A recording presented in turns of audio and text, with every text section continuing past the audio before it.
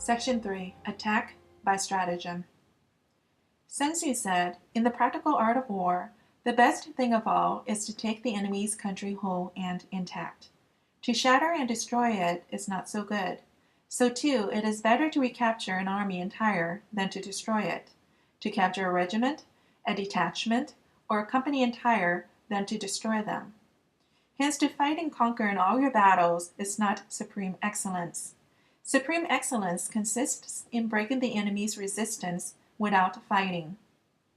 Thus, the highest form of generalship is to balk the enemy's plans. The next best is to prevent the junction of the enemy's forces. The next in order is to attack the enemy's army in the field. And the worst policy of all is to besiege walled cities. The rule is not to besiege walled cities if it can possibly be avoided. The preparation of mantlets, movable shelters, and various implements of war would take up 3 whole months, and the piling up of mounds over against the walls would take 3 months more.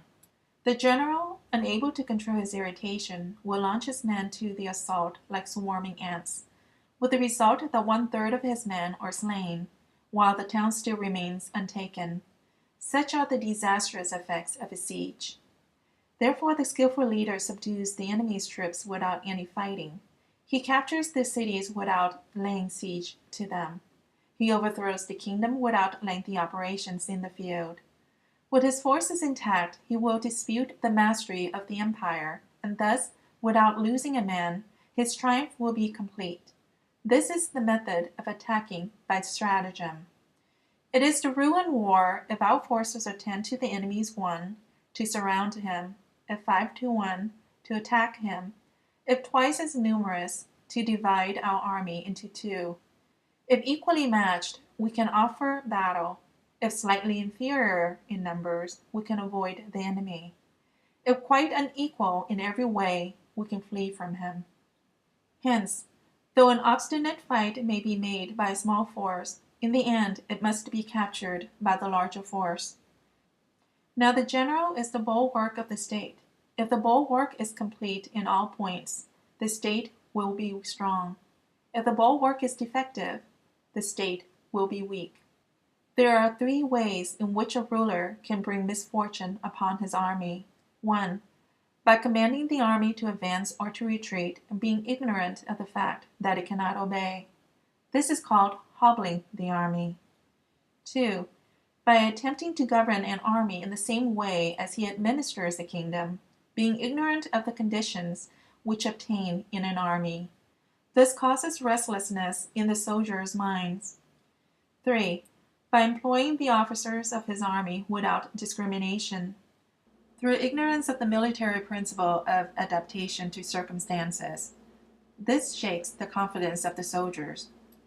But when the army is restless and distrustful, trouble is sure to come from the other feudal princes. This is simply bringing anarchy into the army and flinging victory away. Thus we may know that there are 5 essentials for victory. 1. He will win who knows when to fight and when not to fight. 2. He will win who knows how to handle both superior and inferior forces. 3. He will win whose army is animated by the same spirit throughout all its ranks. 4. He will win who, prepared himself, waits to take the enemy unprepared. 5. He will win who has military capacity and is not interfered with by the sovereign. Hence the saying, if you know the enemy and know yourself, you need not fear the result of 100 battles.